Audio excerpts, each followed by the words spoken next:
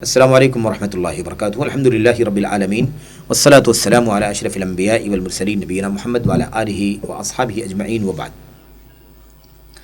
عظمت قرآن سیریز کے تحت قرآن کریم کی تاثیر کے سلسلے میں چند مثالیں اللہ کے نبی صلی اللہ علیہ وسلم کی احادیث کی روشنی میں آپ کے سامنے پیش کی جا رہی ہیں کہ کس طرح سے اللہ کا کلام انسانی نفسوں پر، طبیعتوں پر اثر انداز ہوتا ہے۔ اس حوالے سے کئی ایک باتیں ہیں، جن میں سے ایک بات یہ ہے کہ حضرت عبداللہ ابن عامر رضی اللہ تعالیٰ عنہ بیان فرماتے ہیں کہ نبی کریم صلی اللہ علیہ وسلم نے قرآن کریم کی یہ آیت کریمہ جو سورہ ابراہیم کی ہے آپ نے تلاوت فرمائی۔ کیا ہے وہ آیت کریمہ؟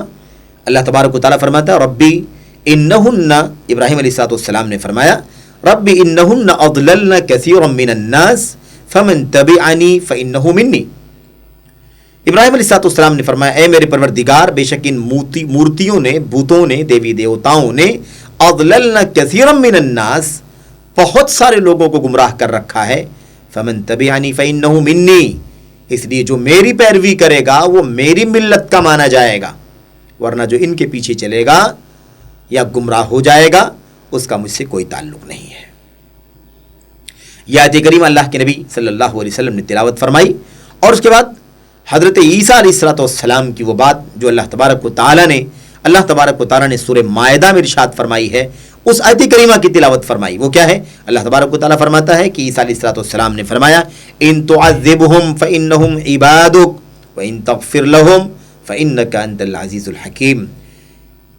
اگر تو انہیں عذاب دے گا، اے رب، اے پروردگار، اے اللہ، اگر تو ان لوگوں کو عذاب دے گا، عذاب دے، فَإِنَّهُمْ عِبَادُكَ، تو یہ تیرے بندے ہیں، تیرے بندے ہیں، تیرے بندگان ہیں، تو انہیں عذاب دے سکتا ہے۔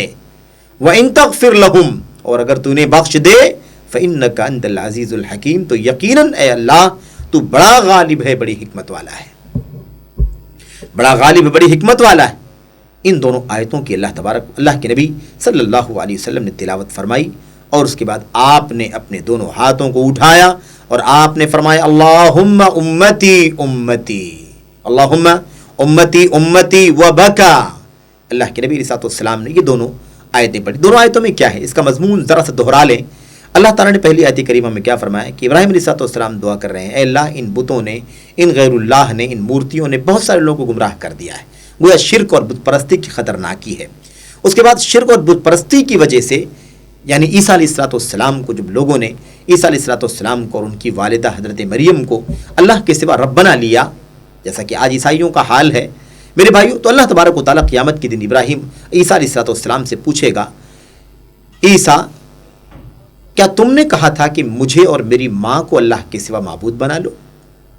عیسیٰ علیہ السلام جواب دیں گے اے اللہ، اے میرے پروردگار، میں کیسے یہ بات کہہ سکتا ہوں جس کا مجھے حق نہیں ہے، اور اگر میں نے کہا ہوتا تو جانتا، تجھے علم ہوتا بلا شبہ، جب تک میں تھا ان کے بیچ میں تب تک تو ایسا کچھ نہیں ہوا، اور جب میں وہاں سے نکل آیا یعنی مجھے تو نے اٹھا لیا وہاں سے زندہ، تو اے اللہ تو ہی جانتا ہے کہ ان لوگوں نے کیا کیا۔ اس کے بعد عیسیٰ علیہ السلام کا یہ قول اے اللہ اگر تو انہیں عذاب دے گا تو یہ تیرے بندے ہیں، تیرے بندے ہیں، تیرے غلام ہیں، تو انہیں عذاب دے سکتا ہے، اور اگر تو انہیں بخش دے تو بلا شبہ تو بڑا غالب ہے، بڑی حکمتوں والا ہے۔ یہ دیکھیے شرک اور بت پرستی کی وجہ سے عذاب، یہ دونوں آیتیں اللہ کے نبی علیہ السلام نے پڑھی۔ اس کے بعد آپ نے اپنے دونوں ہاتھوں کو اٹھایا اور آپ نے فرمایا اے اللہ میری امت، اے اللہ میری امت، یعنی اے اللہ میری امت کو بچا لینا، اے اللہ میری امت کو بچا لینا، اے اللہ تو میری امت کو اپنے عذاب سے بچا، اے اللہ میری امت کو شرک سے، بت پرستی سے بچا کہ وہ تیرے عذاب سے اپنے آپ کو بچا سکیں، یا اے اللہ میں اپنی امت کے بارے میں فکر مند ہوں، اے اللہ میں اپنی امت کے بارے میں فکر مند ہوں کہ میری امت کا کیا ہوگا، میری امت کی نجات کیسے ہو سکے گی، میری امت کو جہنم سے نجات کیسے ملے گی، جنت کا داخلہ کیسے ملے گا۔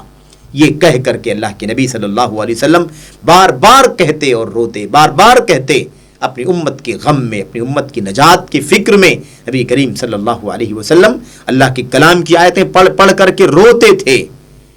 اس قدر یہ معاملہ طول پکڑا کہ اللہ تبارک و تعالیٰ نے فرمایا یا جبریل اذهب الى محمد، اے جبریل علیہ السلام جاؤ محمد کے پاس صلی اللہ علیہ وسلم، وَرَبُّكَ أَعْلَمُ، اور یاد رکھو ایسا نہیں ہے کہ کوئی انفارمیشن لینے دینے کے لیے تمہیں بھیجا جا رہا ہے، تمہارا رب خوب جانتا ہے، خوب جانتا. اللہ تو علام الغیوب ہے، اللہ خوب جانتا. فَسَلْهُ مَا يُبْكِيكَ، جاؤ ذرا محمد کے پاس، ان سے پوچھو کہ کیوں رو رہے ہیں، آپ کیوں رو رہے ہیں، ان سے پوچھو کہ آپ کیوں رو رہے ہیں.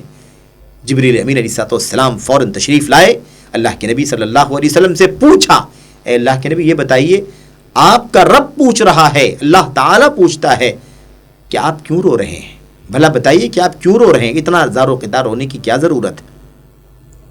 فَأَخْبَرَهُ رسول اللہ صلی اللہ علیہ وسلم بما قال. میرے بھائیو، رسول اللہ صلی اللہ علیہ وسلم نے انہیں جو کچھ انہوں نے کہا تھا وہ بتلا دیا.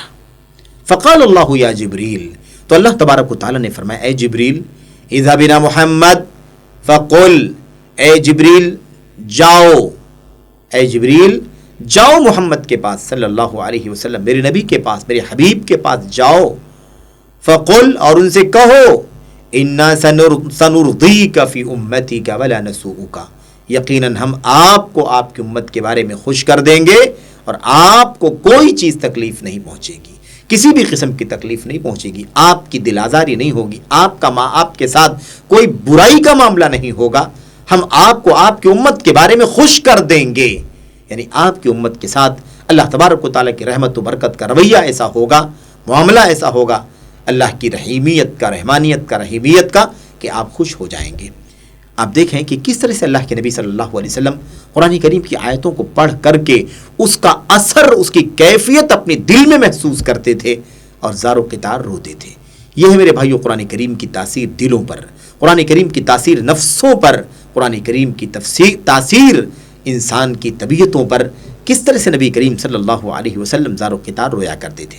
میرے بھائیو، یہ صحیح مسلم کی روایت ہے جو آپ کے سامنے پیش کی گئی، اور بہرحال اس معنی کی اور بھی بہت ساری روایتیں ہیں. انشاءاللہ تبارک و تعالی مزید کچھ باتیں ہیں جو آپ کے سامنے اگلے حلقے میں پیش کی جائیں گی. اللہ سے دعا کرتے ہیں کہ اللہ تبارک و تعالی ہمیں اور آپ کو قرآن کریم سے اثر لینے کی توفیق عطا فرمائے. قرآن کریم سے اللہ تبارک و تعالی ہمیں اپنے دلوں کو گرمانے کی توفیق عطا فرمائے. جیسا کہ ابن مسعود رضی اللہ تعالیٰ عنہ نے کہا تھا کہ قرآن کریم کے عجائب پر رکو، قفو عند عجائبہ، اللہ کے کلام کے عجائب پر ٹھہر کر کے غور کرو، اور حرکوا بہ القلوب، اور اپنے دلوں کو حرکت دو، اس میں گرمی پیدا کرو. میرے بھائیو، اللہ تعالیٰ سے دعا ہے کہ اللہ ہم سب کو اس کی توفیق عطا فرمائے. آمین رب العالمین. وصلی اللہ وسلم وبارک علی نبینا محمد. السلام علیکم ورحمۃ اللہ وبرکاتہ.